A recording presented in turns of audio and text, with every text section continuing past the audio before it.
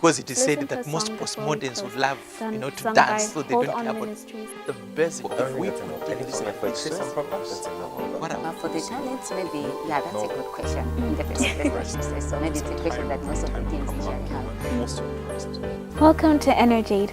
I am your host, Adela and. Today, we will be talking about our relationship with our parents.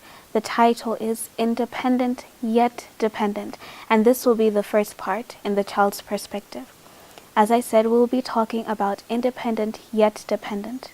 Just so you have an idea of what we're going to be talking about, I went to Falls SDA Church and found some teens there who were willing to talk about their relationship with their parents, and this is what they had to say.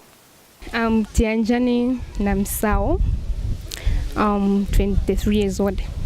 So Tianjani, on a scale of 1 to 10, 1 being the least and 10 being the most, how close are you to your parents or guardians?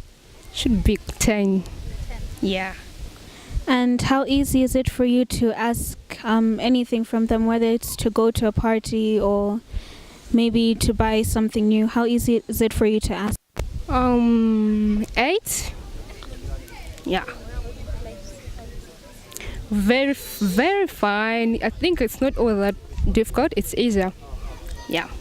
Okay. And then in terms of dating or your career choice or maybe the way you dress, how do your parents react and act? I think it's a matter of how we interact, how I interact with my parents. It's easier because I'm so open to my parents. They're also open to me. So, yeah, life is so easy. Yeah. My name is Edna Kapen and I'm 14 years old. Edna, on a scale of 1 to 10, 1 being the least and 10 being the most, how close are you to your parents? It's 10. It's 10. So you're very, very close to them? Yeah, I'm very close to my parents. So is it easy for you to ask things from them, whether it's to go to a party, to buy something new? How easy is it for you to ask things from them? It's easy as long as you tell my parents, as long as you tell them the advantages of where you're going and the disadvantages. It's easy to tell them about it. So then in terms of dating or maybe your career choice or maybe the way you dress, how do your parents react and how do they act? Okay.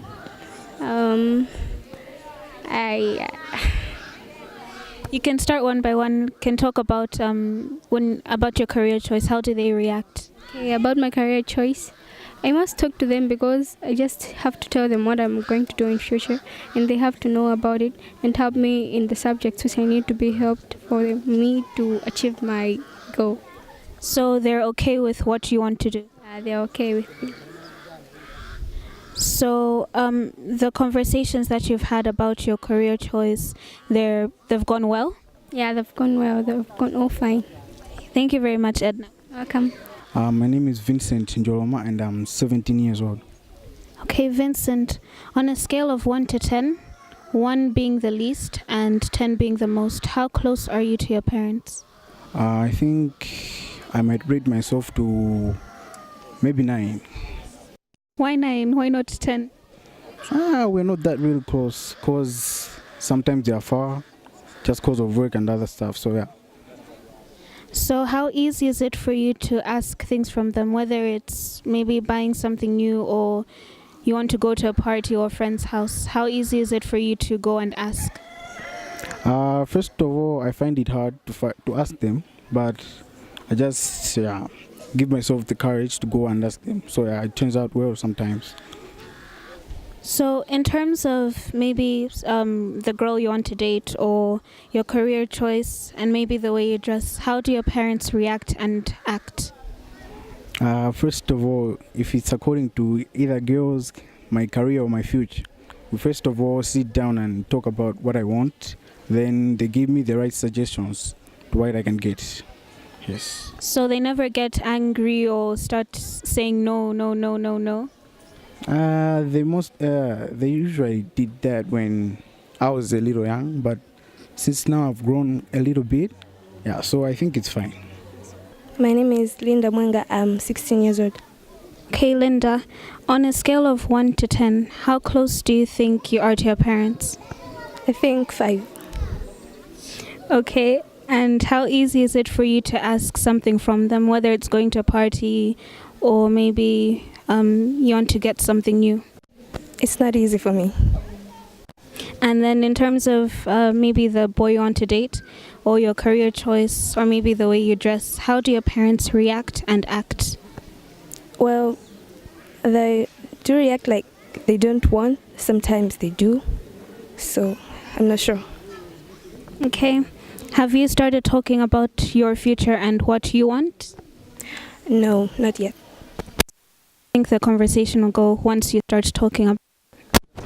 So that's what teens at Falls SDA Church said about their relationship with their parents.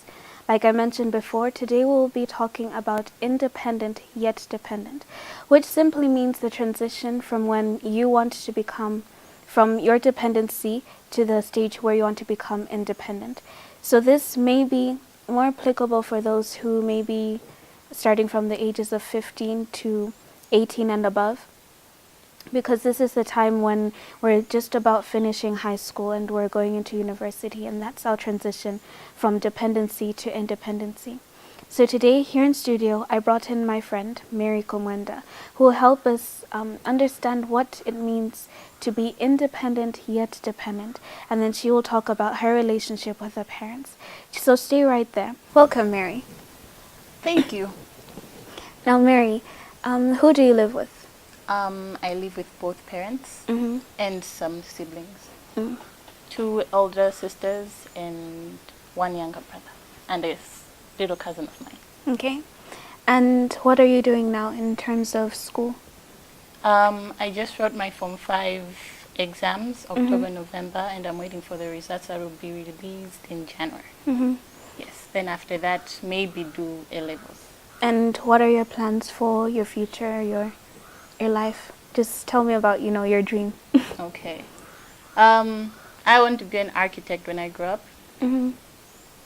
Dream colleges or universities are UCT and maybe Polytechnic, because it's the only university in Malawi that offers architecture. Mm-hmm. Mm-hmm. Yeah. And what kind of family would you like, and, the house? Not big. Mm-hmm. Planning to adopt some kids, not all of them. But yeah, I'm so used to growing up in a big family with a lot of cousins, aunties. So it's kind of weird living alone. Mm-hmm. Just you and your husband and 1 kid just there. No. Yeah, so you want a somewhat big family. Yeah. Today we're going to talk about your relationship with your parents, like I mentioned before. You said you have both parents, your mom and your dad. Yes. Who are you closer to? Okay. Firstly, I was raised up with a single parent, my dad. My mom passed away when I was 3. Mm-hmm. So from the age of a tender age to the age of 12, I've been raised up by him only. So it's like part of the boys, because I was living with my dad's brothers and cousins, which are all male. Yeah, yeah. So at the age of 12, new family, new sisters. My 2 elder sisters are my stepsisters. So now we're kind of getting there. Like now you have a mom, you have all these stuff to talk about that you couldn't talk about with your dad. With your dad, yeah. Yeah, so my relationship with my dad is much stronger now. Differences in both parents. Yeah. Are you also close to your mom, or in some areas? I am close to my mom, only that my dad knows me better, because Yeah, we've lived with him for a very long time. My mom, she's everything you dream about as a girl, and how you get to understand these girl stuff.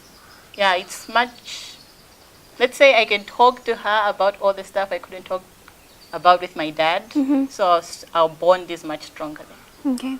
So we can fairly say that you're close to both your parents, but closer to your dad. Yes. Because of the long time that you spent with him alone. Yes. Now, I just want to get, how did you build your relationship with your dad? or maybe let's look at your mom, because you said that you spent a lot of time with your dad, all those years. So it was much easier. But how did you get to build the relationship that you have now with your mom? Okay. Usually questions. Like I said before, I couldn't talk about girl stuff with my dad. And though, yes, I used to talk about them, but through turns and all. Now, with my mom, since I was raised by men. Yeah. Yeah, with my mom.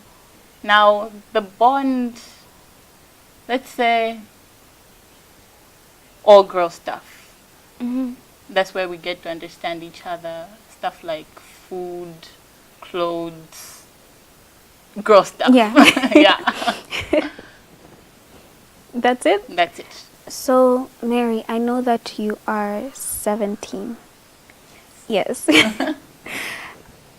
And I'm pretty sure you just wrote your IGCSE. Yes. And you're waiting for results, and you've already mentioned what you want to do in your life. Have you talked about it with your parents? Yes, I have. And how did the conversations go?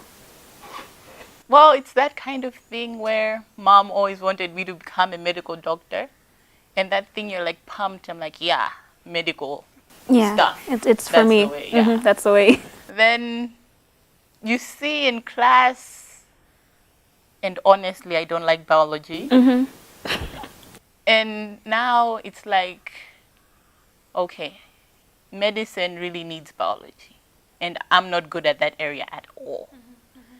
And now I just analyzed everything I know how to do and look at what career it can make me.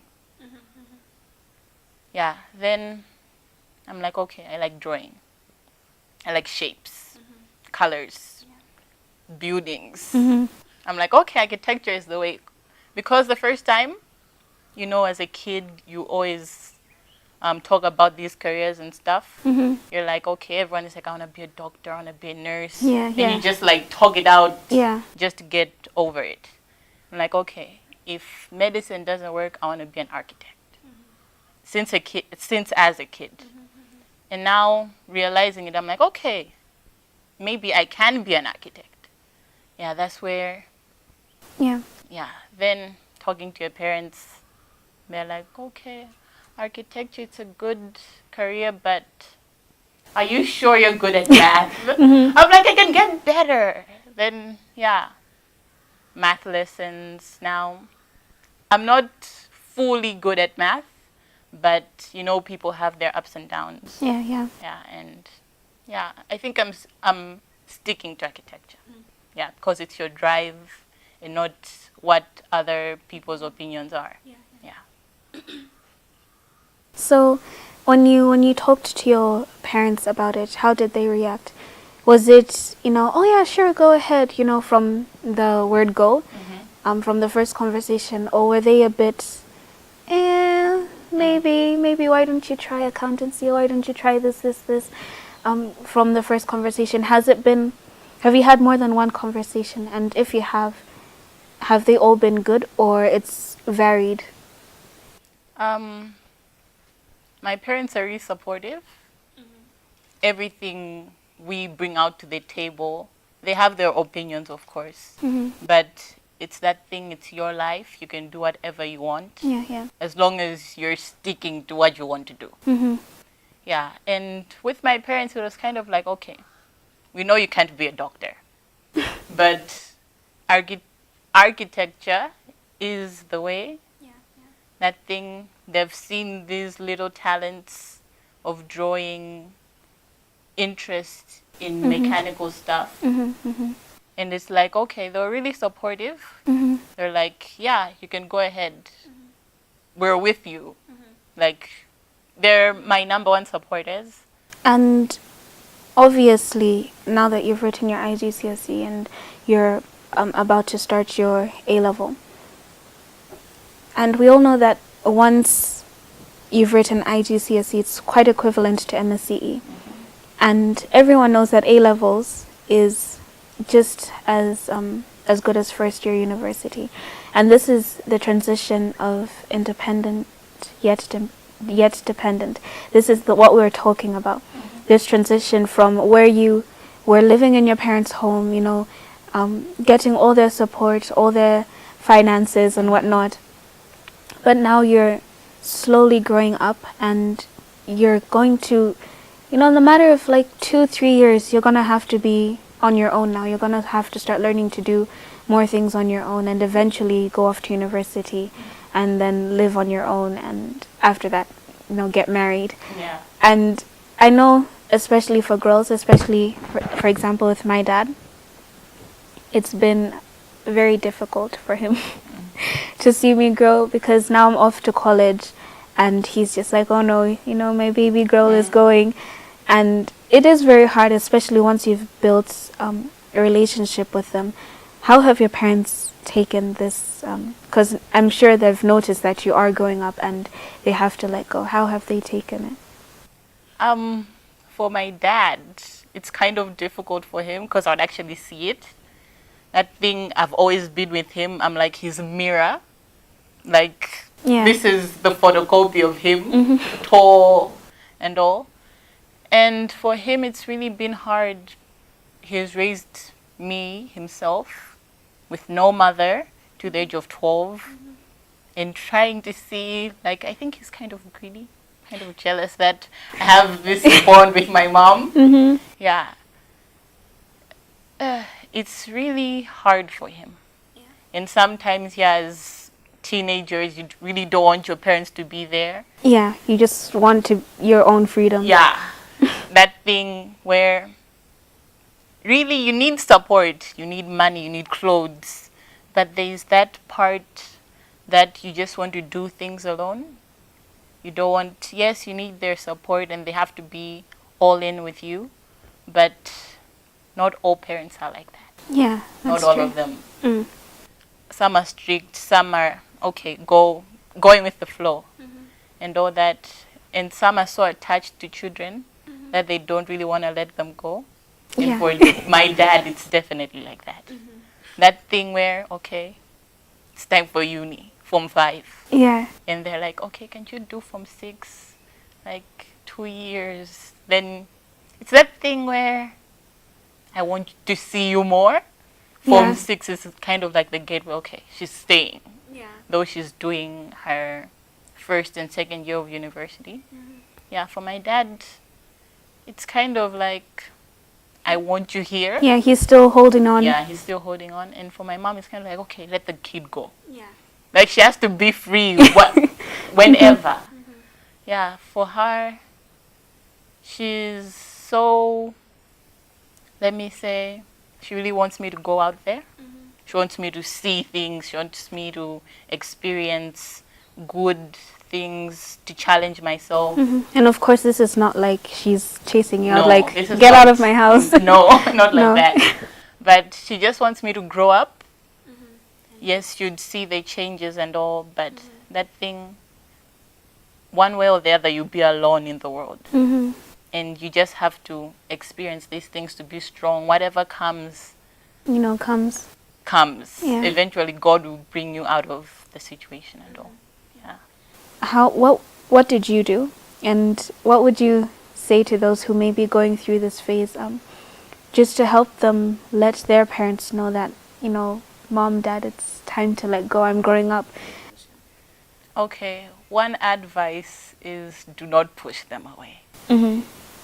Really, they really want to see you grow up, though it's hard for them. But usually as teens, we wouldn't want to tell them that, okay, leave me alone. Yeah. But would show it in the way we behave, through friends, through late parties and all that thing. But as teens, really obedience is the most vital thing. In the book of Exodus, it tells us that we should obey them so that we may live longer on earth. Really, there are a lot of distractions. Now you look at teens nowadays are being involved in drugs and all this other bad stuff. And that's just the way, maybe not to them, but to some people that are looking at them, might be a way of showing them that they don't really care about their parents. They don't really take advice. You see, our parents were raised in the 60s, the 70s, Yeah. old-fashioned. Yeah. Not so modern. And their values are not the same as ours. Today, not the same. They might think, okay, as a girl, you should be respective. Back then, there wasn't gender equality and all that. But now, you look and you're like, okay, boys can also do what we can do. Boys are supposed to take responsibility. And for parents, they're sticking to that. Like, girls are supposed to do everything. Not all parents. Yeah. But for kids or for teens to like show their parents that I'm growing up, really talk to them. Don't act before you think. Yeah, yeah. Talk to them like, okay, dad, mom, I'm big now. I'm big now. It's time to let Yeah, go. it's time to let go. Maybe you can't let go fully because I'm not so independent. I still depend on you guys. Yeah, mostly talk to them. Yeah, yeah. Don't just act before You think? thinking. Don't just go with the crowd because sometimes the crowd is so misleading. Yeah. And do you think that because you've mentioned that, you know, parents, it is difficult for them, and I also said that it's hard for them to let go, so they kind of hold us back. Do you think that there are certain things that we as teens do that make our parents, you know, think she's not ready or he's not ready to be on his own yet? Our behavior really tests parents. Like, Yeah. they look at our behavior and see whether we're grown yet. Because your behavior can't be the same when you're a kid and now. Yeah. Obviously, there are differences. You might be naughty when you're a kid, and you're so composed when you're much older. And really, parents don't want to see you grumble. Yeah. Like when you're a kid, when you're a teenager, you really oppose a lot with your parents. They don't get you the way other friends Yeah. do get you. One thing we should know is that, well, parents, we might not always hear what we want to hear from parents. They have their own opinions. And it's really hard for us because all our friends, we get along. We understand each We other. understand it, yeah. Even though you might not be all direct and out there with them, but we're teens and we all go through the same things. So really, I think your behavior as you grow up is outrageous. Like, we're all out there. We don't listen. We feel like they don't understand us.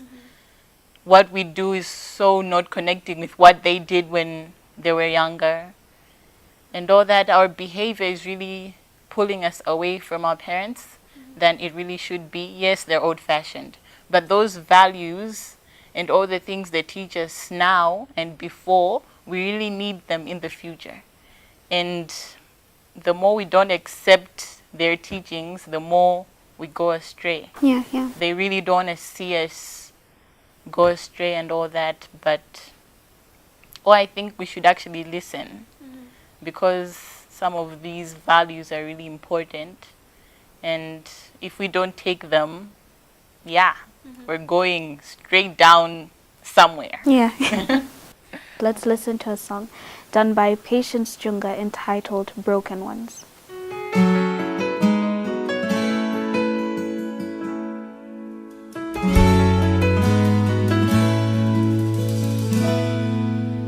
Maggie came home one day with a raggedy Ann. She said, Mama, look what I found in the neighbor's garbage can. Had a missing left arm and a rag but a knife hanging by a thread. She carried it gently up to her room and laid it on her bed. With her other dolls,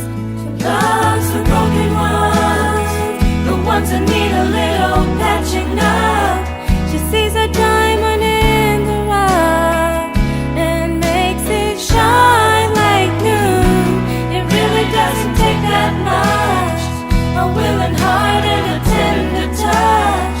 If everybody loves like she does, there'll be a lot less broken ones.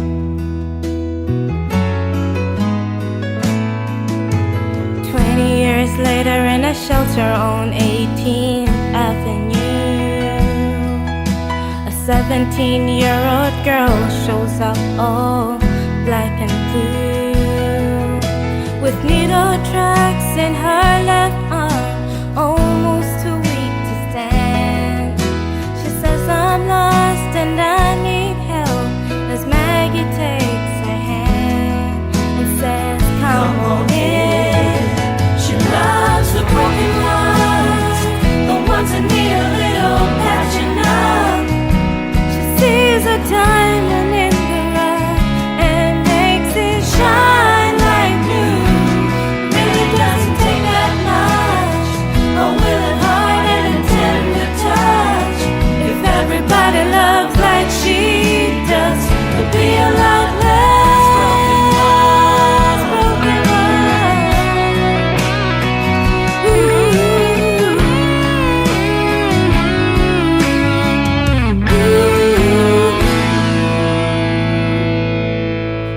If you call her an angel, she'll be quick to say to you, she's just doing what the one who died for her would do. Love the broken ones, the ones that need a little patching up. See the diamond in the rough and make it shine like new. It really doesn't take that much, a willing heart and a tender touch. If everybody loved like he does, there'd be a lot less broken ones. If everybody loved like he does, there'll be a lot less broken ones.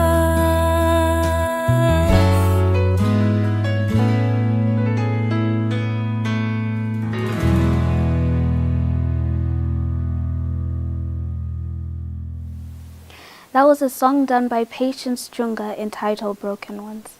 Now, like I said before, we listened to the song, that I'll give you some steps, but these aren't in order. They're more like tips on how to build a relationship with your parent or your parents. And this is something that I did for myself, and this is how me and my mom built a relationship. The first thing you need to do is you need to spend more time with them, just like you would with your best friend. The second thing is you need to learn about the things they enjoy doing. Even if it is boring, be there and just share the joy that it brings to them. The third tip is talk to them about your life, your relationships, your dreams, your passions. The fourth thing, be open to criticism and understand that parents will always fear for you. And then the fifth thing you need to do is you need to be open and honest with them.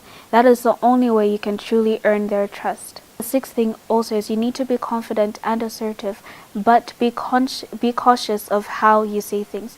Don't just go like, Mom, Dad, I didn't like it when you say that. You have to say it, in a nice way, because they still are your parents. You still do need to respect them and honor them as your parents. The seventh thing is you need to allow them to be a part of your life. And then the eighth thing is never, ever, under any circumstance, talk back to them. When your parents shout at you, sit there, listen. Do not be rude at them. Do not talk back. If you are angry, go back. Think, calm down, and then go back and say, Mom, Dad, I wasn't happy when you said this. And then you talk it through. Never talk when you're angry. And then the last thing and the most important thing, pray about them. Pray for them, pray about them, pray about your relationship. That's the most important. I hope that you'll take these lessons with you. You are with me, your host, Adela Chokoto, and my friend Mary Kumwenda, right here on Energ-Aid on Hope Channel Malawi. Remember, you can do all things through Christ who strengthens you.